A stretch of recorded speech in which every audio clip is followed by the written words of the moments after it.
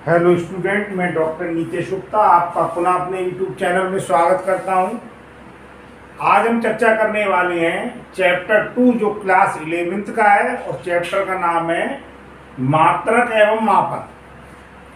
पिछले वीडियो में मैंने आपको मेन रूप से बताया था किसी मापक यंत्र द्वारा ली गई माप में होने वाली अधिकतम त्रुटि तथा प्रतिशत त्रुटि। आज वही टॉपिक को हम आगे बढ़ा रहे हैं, उसी से रिलेटेड है। अभी तो हमने निकाली थी अधिकतम त्रुटि और प्रतिशत त्रुटि का मान कितना होता है, कैसे हम निकालते हैं। आज हम आपको बताएंगे कि प्रतिशत त्रुटि और अधिकतम त्रुटि जो हम निकालते हैं उसका मान मापक यंत्र की जो लीस्ट काउंट होती है, एक प्रकार से हम क्या कह सकते हैं, अल्पतमांक होती है, उस पर तथा सार्थक अंकों के मान पर किस प्रकार से निर्भर करता है। किस प्रकार से त्रुटि के मान में सार्थक अंक के मान और लीस्ट काउंट, इन चीजों का प्रभाव पड़ता है, इसके बारे में मैं आपको बता रहा हूं। तो इसे बताने के लिए आज का जो टॉपिक है किसी भौतिक राशि की गणना में होने वाली अधिकतम प्रतिशत त्रुटि, और इसके लिए मैं 2 एग्जाम्पल ले रहा हूं। उन एग्जाम्पल्स पर आप ध्यान दीजिए। एग्जाम्पल फर्स्ट,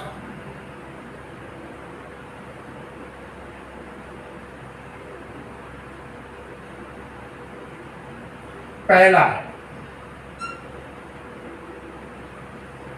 पिछले वीडियो में या पिछले टॉपिक में हम कह सकते हैं हमने एक फार्मूला लिया था y equal to A cube B upon C square. यानी किसी रिजल्ट को हम निकालना है, फल को निकालना है जिसका मान है y, और y का मान निकालने के लिए हमें 3 क्वांटिटी या 3 राशियों का मापन करना पड़ता है। उनमें एक राशि क्या a है और एक राशि b है और एक राशि c है, और y का मान a, b और c के साथ इस फार्मूले से कनेक्ट है या जुड़ा हुआ है, रिलेटेड है। बिल्कुल यही फार्मूला पिछले वीडियो में जब मैंने किसी मापक यंत्र के द्वारा ली गई माप में होने वाली अधिकतम त्रुटि और प्रतिशत त्रुटि के बारे में बताया था, तो इसी फार्मूले को हमने दूसरे एग्जाम्पल में लिया था। अब आप देखिएगा, सबसे पहले y के मान में होने वाली हम अधिकतम प्रतिशत त्रुटि का मान निकालना है। तो देखिए कैसे मैंने बताया, ये हो जाए delta y upon y max into 100 बराबर क्या होता है 3 delta a upon a into 100 plus delta b upon b into 100 plus 2 delta c upon c into 100। ये y के मान में होने वाली अधिकतम प्रतिशत त्रुटि की वैल्यू आ जाएगी। Delta y upon y max into 100 बराबर 3 delta a upon a into 100 plus delta b upon b into 100 plus 2 delta c upon c into 100। ये वीडियो, ये टॉपिक आपको तभी समझ में आएगा जब इससे पहले वाला वीडियो या टॉपिक आप समझ लेंगे। अगर आप उसे समझना चाह रहे हैं, देखना चाह रहे हैं, तो मैं डिस्क्रिप्शन में उसकी लिंक भेज दूंगा। उसे आपको देखना आवश्यक हो जाता है क्योंकि डायरेक्ट इससे समझ में नहीं आ पाएगा, तो उसकी लिंक मैं आपको भेज दूंगा डिस्क्रिप्शन में, उसके द्वारा आप उसे देख सकते हैं। अब आप देखिए ए की जो वैल्यू दी गई है, ए की वैल्यू हमारे पास दी गई 2.725। न्यूमेरिकल वैल्यू के आधार पर समझ में आ जाएगा। और क्यों न्यूमेरिकल वैल्यू ले रहे हैं मैं आपको बता दूंगा। बी का मान दिया है 2.0। 2.0 का क्या अर्थ है, ये मैं एक एक बात आपको भी समझाता हुआ चलूंगा। सी बराबर 0.032। पहले आप रफ्फर समझ लीजिए, 2.0, 2.00 और 2.000, इन सभी की जो न्यूमेरिकल वैल्यू है वो तो कितनी है, न्यूमेरिकल वैल्यू है वो हमारे पास कितनी है, 2 है। आंकिक मान तो इनका 2 ही है, लेकिन इस प्रकार से लिखने से क्या फर्क पड़ता है उसे आप देखिए। इस प्रकार के लिखने का फर्क क्या है, जैसे हम लें, इसमें हम देखें, यानी पहला जो है ये वाला 2.0 मान ये प्रदर्शित कर रहा है कि हम इसके द्वारा डेसिमल के पहले स्थान तक ही केवल काउंट कर सकते हैं, डेसिमल के पहले स्थान पर। जैसे इससे अगली जो वैल्यू होगी आप समझ रहे होंगे कितनी हो जाएगी, 2.1, तो केवल डेसिमल के पहले स्थान तक ही हम काउंट कर सकते हैं। अब आप देखिए इसमें 2.00 है, इसका मतलब इसमें हम डेसिमल के दूसरे पॉइंट तक, डेसिमल के बाद जो दूसरा एक प्रकार से हम कह सकते हैं स्थान है, डेसिमल के बाद दूसरे स्थान तक को हम काउंट कर सकते हैं। जैसे 2 पॉइंट कितना बनेगा, 01, यानी इससे जो अगली वैल्यू बनेगी वो मैं आपको बताने का प्रयास कर रहा हूं। इसी प्रकार से इसमें देखें, इससे अगली वैल्यू क्या बनेगी, 2.001। तो ये जो है वो डेसिमल के तीसरे स्थान तक एक प्रकार से गणना कर सकता है, माप ले सकता है। तो ये 2.0 है, 2.00 है, 2.000 है, वैल्यू सभी की कितनी है, 2 के बराबर। लेकिन इस प्रकार से लिखने का अंतर है। क्या अंतर है मैंने बता दिया, ये डेसिमल के पहले स्थान तक की केवल रीडिंग लेगा, इससे आगे नहीं ले पाएगा। ये दशमलव से दूसरे स्थान तक की रीडिंग ले लेगा, उससे आगे नहीं ले पाएगा। और ये दशमलव के तीसरे स्थान तक की रीडिंग ले लेगा, उससे आगे नहीं ले पाएगा। इस प्रकार से क्या परिवर्तन होता है लिखने से मैंने आपको बता दिया। अब आप देखिए, अब ए, बी और सी है, इनके मान में होने वाली त्रुटि जैसा हमने पीछे बताया डेल्टा ए, यहाँ को उदाहरण मैंने इसीलिए बताया था जिससे आप समझ जाए।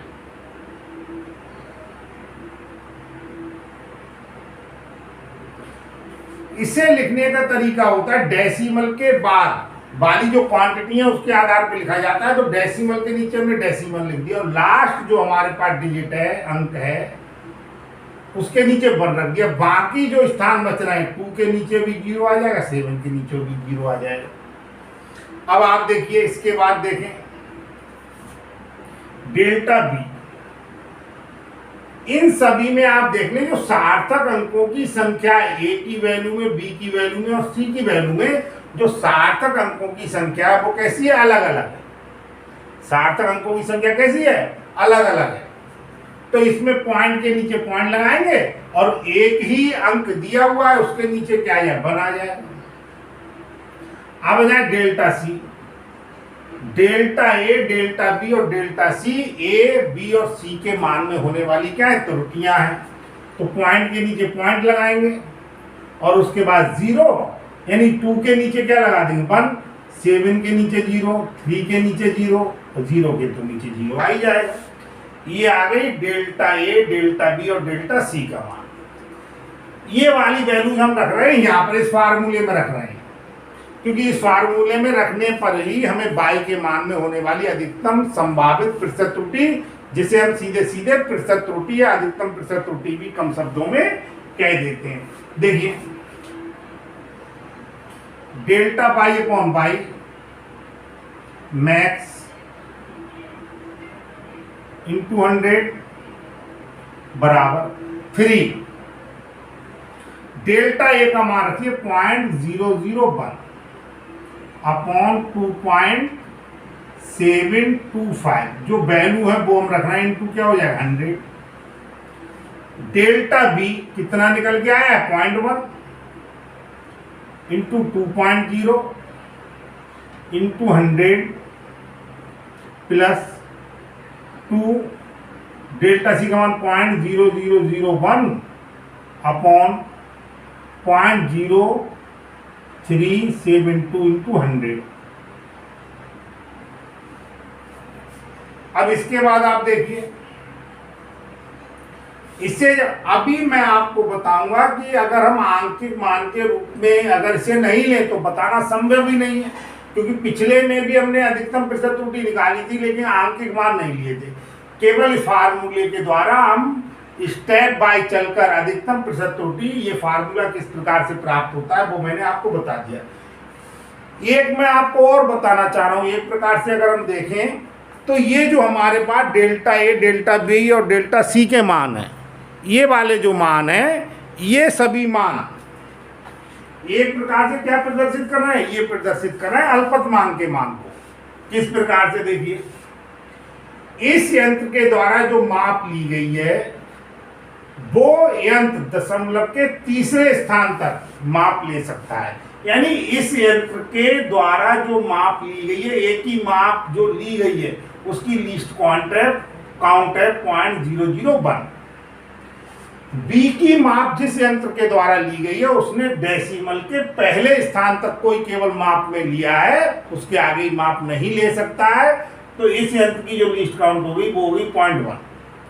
सी भौतिक राशि की माप जिस मापक यंत्र के द्वारा ली गई है उसने डेसिमल के, आप समझ रहे हैं, चौथे स्थान तक को काउंट किया है। देखिए, पहला, दूसरा, तीसरा, चौथा, ये जो मापक यंत्र है जिससे हमने काउंट किया है या माप ली है, तो इसका जो लीस्ट काउंट है वो 0.0001। लीस्ट काउंट क्या होता है आप जानते हैं, किसी मापक यंत्र के द्वारा मापा गया जो सबसे न्यूनतम मान होता है, ठीक है, उसी को हम क्या कहते हैं, उसी को हम लीस्ट काउंट या अल्पतमांक कहते हैं। ये सब चीजें अल्पतमांक वगैरह आप छोटे क्लास में पढ़ चुके हैं, लेकिन होता क्या है, स्टूडेंट भूलता जाता है। भूलने से काम नहीं चलना। साइंस में पिछला हमें सब याद रखना है, अगर याद नहीं होगा तो आपकी बात नहीं बनेगी। इसे जब हम कैलकुलेट कर रहे हैं तो कैलकुलेट करने के बाद हमारे पास जो वैल्यू आ रही है वो आ रही है, ये आ जाएगा 0.11%। भाई और डेसिमल से डेसिमल कट जाएगा, 3 और 100 की मल्टीप्लाई हो जाएगी, कितनी हो जाएगी 300, और इसको हम 2725 से क्या दे देंगे, भाग दे देंगे, तो 0.11 आएगा। पॉइंट से पॉइंट कैंसिल हो जाएगा, 100 को हम 20 से कैंसिल कर देंगे, कितना आ जाएगा 5% आ जाएगा। डेसिमल से डेसिमल कैंसिल हो जाएगा, 2 से मल्टीप्लाई हो जाएगा तो कितना हो जाएगा 200 हो जाएगा, और नीचे कितना हो जाएगा, ये हो जाएगा 372। जब हम डिवाइड करेंगे तो ये आ रहा 0.53%। जब इसे हम पूरा कैलकुलेट कर लेते हैं तो ये 5.64% है। अब देखिए, ध्यान देने वाली विशेष इस बात का हमें ध्यान देना है, वो ये देखिए, इनमें से कौन सी क्वांटिटी की जो प्रतिशत त्रुटि है वो अधिक आई। तो ये निष्कर्ष निकलता है, ये वाली जो 5% है ये बी क्वांटिटी में होने वाली प्रतिशत त्रुटि का मान निकल के आया, ये बाकी क्वांटिटी में होने वाली प्रतिशत त्रुटि की तुलना में काफी अधिक है।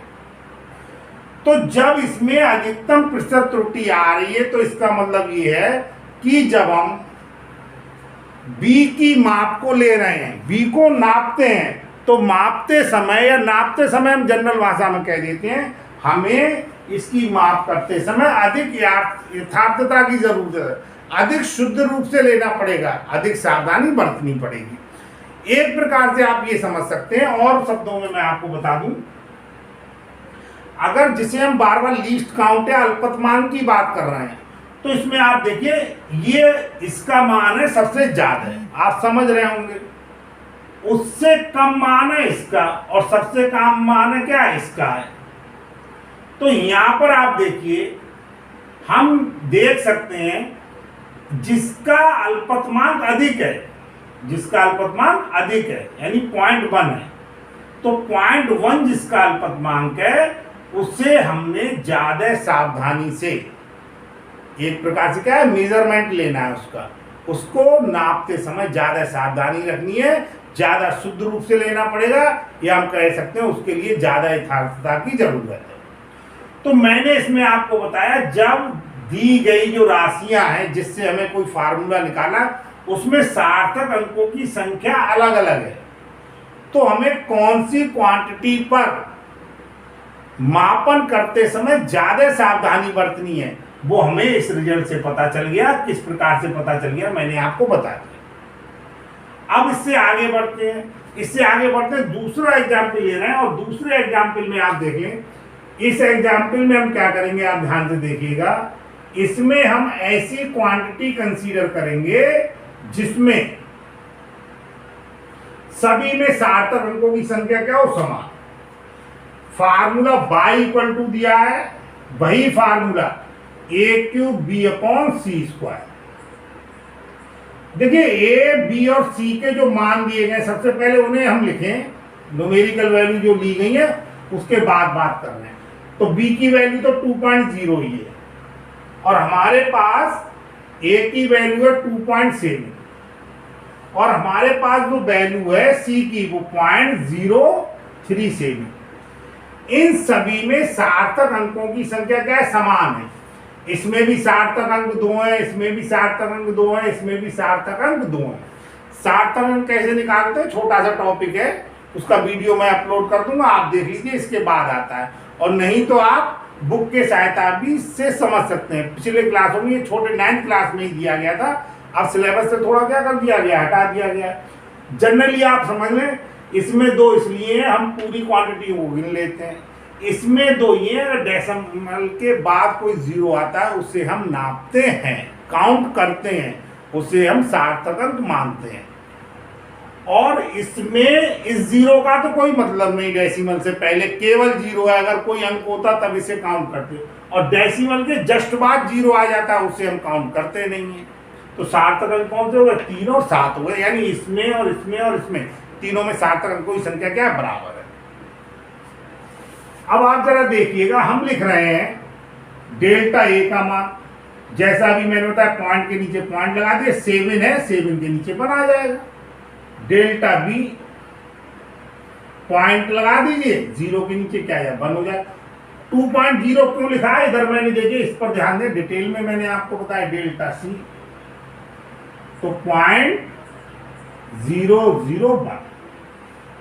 अभी मैंने जो आपको बताया है, लिखा है y के मान में होने वाली अधिकतम प्रतिशत त्रुटि डेल्टा y/y मैक्स इंटू 100। ये कैसे निकल के आ रहा है, पिछले वीडियो में मैंने आपको डिटेल में पूरा स्टेप वाइज बताया हुआ है। तो ये आ जाएगा 3 delta a/a into 100 plus delta B upon B into 100 plus 2 delta C upon C into 100। Value हम रख दें 3, डेल्टा ए का मान 0.1, 2.7 इंटू 100 प्लस डेल्टा बी का मान 0.1, 2.0 इंटू 100 प्लस 2, डेल्टा सी का मान 0.001 अपॉन 0.037 इंटू 100। डेसिमल से डेसिमल कट जाएगा, 3 और 100 की मल्टीप्लाई हो जाएगी, कितना हो जाएगा, 300 हो जाएगा, और 300 अपॉन क्या हो जाएगा, 2.7 आ जाएगा। 3 से हम कैंसिल कर देंगे तो 100 अपॉन कितना आ जाएगा, 9 आ जाएगा। तो इस प्रकार से जब हम इसे कैलकुलेट करेंगे, ये साधारण कैलकुलेशन है इसलिए करके मैं नहीं बता रहा हूँ। गुणाभाग 11.1%। अगर आपको गुणाभाग करने नहीं आ रहा है तो बहुत शर्माने की बात नहीं है। अपने जो छोटे बच्चे हैं, आपके भाई बहन हैं, वो इंटेलिजेंट होते हैं, कोई इंटेलिजेंट भाई है अगर आपका, तो उससे आप ट्यूशन लगा लीजिए, जिससे आपको वो गुणाभाग करना सिखा देगा। क्योंकि गुणा भाग करना मुझे नहीं लगता 11th स्टैंडर्ड में आपको बताना चाहिए। पॉइंट से पॉइंट कैंसिल हो गया, ये 20 हो गया, ये 100 हो गया, तो ये कितना आ गया, 5%। पॉइंट से पॉइंट कैंसिल हो गया, 2 की हो गई 100 से मल्टीप्लाई, तो कितना हो गया, 200, और 200 अपॉन कितना हो जाएगा, नीचे हो जाएगा 37। तो 200 को जब 37 से हम डिवाइड कर रहे हैं, तो ये वाली वैल्यू हमारे पास जो आ जाएगी वो कितनी आ जाएगी, 5.4%।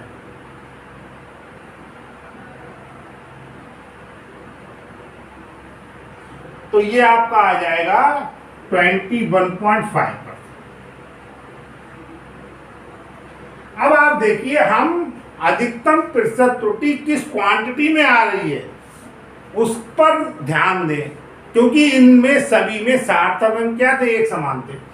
तो अधिकतम प्रतिशत त्रुटि आप देखिए 11.1 है, जो 5 और 5.4 से क्या है, अधिक है।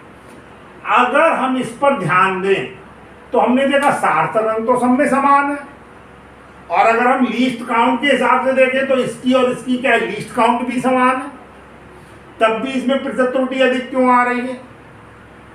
तो आप देख ले, क्वांटिटी जिसकी पावर हायर होगी, अधिक होगी, उच्चतम होगी, ए की पावर 3 है जबकि बी की पावर 1 है और सी की पावर क्या है, 2 है। तो जिस क्वांटिटी की पावर क्या है, अधिक है ना, उच्च पावर है, उसमें होने वाली प्रतिशत त्रुटि क्या आ रही है, उसमें होने वाली प्रतिशत त्रुटि का मान ज्यादा आ रहा है।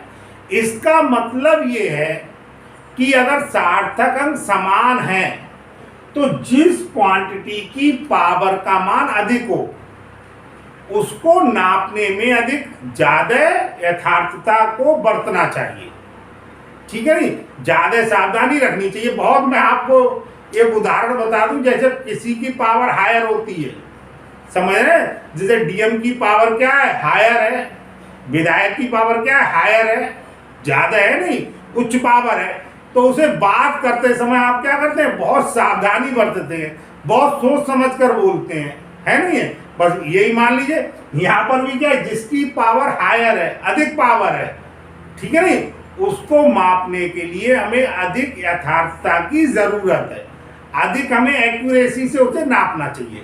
क्या आप कह सकते हो, उसकी माप को नापते समय हमें बहुत ज्यादा सावधानी बरतनी चाहिए। तो मैंने 2 एग्जाम्पल के द्वारा आपको बताया कि क्वांटिटी के मान पर किस प्रकार से आप देख सकते हैं कि अधिकतम प्रतिशत त्रुटि का मान निर्भर करता है। यहां पर मैंने आपको बताया किस प्रकार से हमें पता चला कौन सी काउंट के लिए ध्यान से हमें मेजरमेंट लेना चाहिए, और दूसरे एग्जाम्पल में मैंने आपको बताया किस प्रकार से हमें किस क्वांटिटी के मेजरमेंट को ज्यादा सावधानी से लेना चाहिए। यदि ये वीडियो आपको पसंद आया है तो अधिक से अधिक लाइक कीजिए और शेयर कीजिए, मेरे चैनल को सब्सक्राइब कीजिए, जिससे 11वीं क्लास के लगातार वीडियोज आपको प्राप्त होते रहें। धन्यवाद।